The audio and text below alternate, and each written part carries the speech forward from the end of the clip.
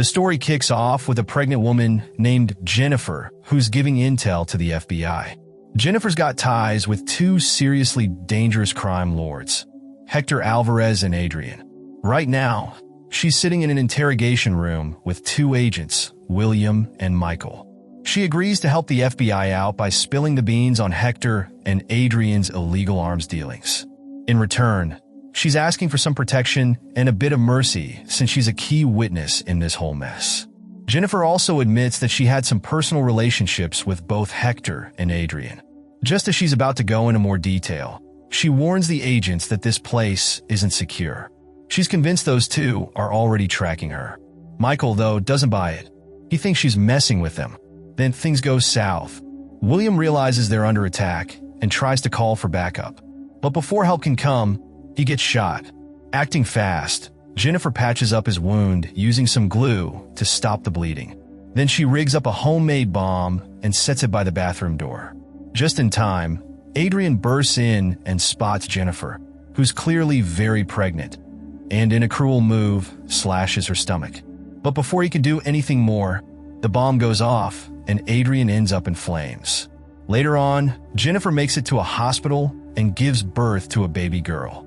The baby is fine and healthy, but Jennifer doesn't get to enjoy that moment for long. A female agent named Milea shows up with bad news. 7 FBI agents were killed in the attack, and Adrian's body is missing. That means he might still be alive. Milea then gives Jennifer a brutal choice: sign over custody of her baby to keep her safe, or risk her daughter being hunted by these mobsters. Jennifer's heart shatters, but she knows she has no choice if she wants to keep her baby girl safe. She signs the papers, and the two are separated. Before leaving, Jennifer visits William, who's still recovering in the hospital, thanks to her quick thinking. She makes him promise that her daughter will end up with a good family, and that he'll let her know how the girl is doing every year on her birthday. William agrees and swears to protect the kid. After that, Jennifer vanishes, heading to a remote spot in Alaska to lay low. Her old friend Johns helps her settle in. Time flies by, and 12 years later, Jennifer's still in hiding, living the survivalist life. One day, Johns brings her a letter. It's news about her daughter, Zoe. The letter's early, which sets off alarm bells for Jennifer. Turns out, the letter is from William, asking her to meet at a delivery center at 5 a.m. She shows up, and William drops a bombshell. During a raid on one of Hector's warehouses, they found a photo of Zoe. After all these years, Hector has finally tracked down Jennifer's daughter. Jennifer doesn't waste time. She heads to Zoe's school and watches from a distance, making sure everything's okay. But then she notices a sketchy red van near the school grounds. Her instincts kick in. She spots a man with a tarantula tattoo on his neck. It's Yanel, one of Hector's goons. Sure enough, Yanel and his crew are there to kidnap Zoe. Jennifer springs into action, taking out a few of Yanel's guys. But the chaos on the streets lets Yanel grab Zoe and escape. One of Yanel's men tries to lure Jennifer out by going to the parking lot, but she's having none of it. She hops into a car and smashes right into him. Jennifer is furious. She blames the FBI for not acting sooner when they first found Zoe's picture. She's convinced Hector planned all this to drag her out of hiding. But Jennifer's not backing down. She swears to hunt down Hector and his crew, one by one, and get her daughter back. That night, Jennifer checks in on Zoe's foster parents. She's relieved to see her daughter has been raised by kind people who truly love her. But there's no time to waste. The next day, Jennifer and William head to Havana, Cuba, to track down Yanel and get answers. They find a dive bar where Yanel is likely to show up. Sure enough, he does. Jennifer doesn't miss a beat. She manages to capture Yanel and takes him somewhere private to interrogate him. At first, Yanel refuses to talk, but after a convincing round of punches and kicks, he spills the beans. Zoe's being held at the heavily guarded Effala plantation. Jennifer knows it's a trap, but she doesn't care. She's going anyway.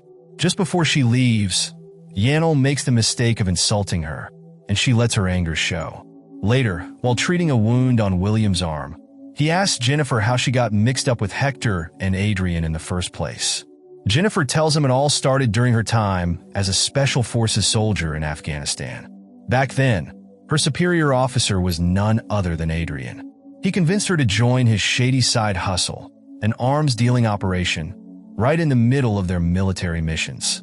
Jennifer agreed because, well, she and Adrian were a thing. Then came her first assignment, providing sniper cover for Adrian's business buddy, Hector Alvarez. Things got complicated when Jennifer ended up in a relationship with Hector too, without Adrian knowing, and got pregnant. Eventually, Jennifer started suspecting both men were keeping secrets from her. She snooped around and discovered they weren't just selling weapons. They were also trafficking humans. That was the final straw. She decided to cut a deal with the FBI, asking for protection for herself and her unborn child. William asks if Zoe's father is Adrian or Hector. Jennifer's answer? Zoe isn't Hector's or Adrian's. She's mine. Later that night, Jennifer and William were at the edge of the Effala plantation, keeping a close eye on Hector's hideout. After some tense moments, Jennifer finally spotted Zoe locked in one of the rooms. Without wasting time, she got Zoe out safely, but she wasn't done yet. She headed back in to deal with Hector. It wasn't long before she came face to face with Hector, who had a gun pointed right at her. "Is Zoe my kid?" he asked, bitterness dripping from his words. He was still angry about Jennifer's betrayal, which had wrecked his partnership with Adrian and left him on the FBI's most wanted list. But Jennifer wasn't about to let him win. In a quick move, she turned the situation around and took Hector out for good. The next day, Jennifer, William, and Zoe returned to the States. Jennifer kept her distance, not wanting to act like a mom who had just reunited with her kid. She noticed Zoe's bond with William, who treated her like his own daughter, and for a moment, jealousy crept in. As Jennifer was about to leave, Zoe suddenly asked, "Are you my mom?" Jennifer's heart twisted, but she shook her head. "No, I'm not," she said, trying to sound firm. She didn't want to ruin Zoe's life, especially when she was happy and living like a normal teen. But Zoe already knew the truth and couldn't understand why Jennifer was denying it. While they were driving, things took a sudden, deadly turn. A car smashed into them. It was Adrian and his crew. In the chaos, Adrian tried to snatch Zoe. Jennifer, who had been following them for safety, jumped in just in time. Adrian, still furious over Jennifer's betrayal, took his rage out on William, leaving him no chance to survive. Jennifer yelled for Zoe to run and tossed a match into the fuel-leaking car, causing a massive explosion. Once they were safe, Jennifer called Zoe's foster mom to reassure her that Zoe was okay. She promised to return Zoe once the danger was over. For now, they needed to disappear, so Jennifer took Zoe to her hideout on a remote island. In the following days, Jennifer taught Zoe the essentials: driving, hunting, and shooting. Survival 101. But Jennifer's tough, no-nonsense approach wore on Zoe. Frustrated, Zoe begged to go back to her foster family. She wanted answers too. Why were people hunting them? What was really going on? Jennifer promised to explain everything, but not yet. Staying alive was the priority. The next morning, Jennifer woke up to find Zoe's bed empty. Panic set in until she found Zoe playing with some wolf pups. Unfortunately, one of the pups bit Zoe's hand. Jennifer rushed her to a clinic to get the wound treated. But during the visit, Zoe gave the staff her real name, and that mistake put them on Adrian's radar. Realizing the danger, Jennifer decided to leave Zoe with Johns, her trusted friend. She wrote a letter for Zoe to read when it was all over. Sure enough, Adrian and his men landed on the island the next day. Johns quickly warned Jennifer so she could get ready. That night, curiosity got the better of Zoe. She snuck a look at the letter Jennifer had left. In it, Jennifer admitted she was Zoe's mother.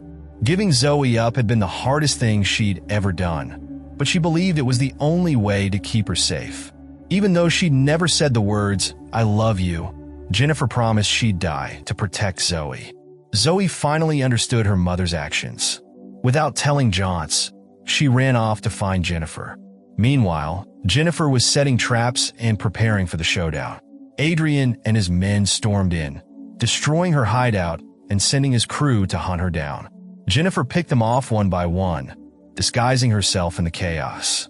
Zoe's escape didn't go unnoticed, though. Her car skidded off, and Adrian's men grabbed her. Jennifer saw it happen and gave chase. They took refuge in a tree, with Jennifer relying on Zoe's keen eyes to help take out the remaining enemies. But Adrian was a step ahead. He got Zoe in his sights, his gun pointed at her head. "Come down now or she's dead," he snarled. Jennifer had no choice but to surrender. She whispered to Zoe to run while she could. Zoe didn't give up, though. From a distance, she tried to get a clear shot at Adrian. The struggle between Jennifer and Adrian made aiming impossible. Desperate, Zoe climbed down and fired, but hit Jennifer by accident, knocking her out. Adrian dragged Zoe away, thinking he'd won. But Jennifer, fueled by sheer will, pulled herself up and, with a final burst of strength, shot Adrian straight through the heart. He dropped dead on the spot.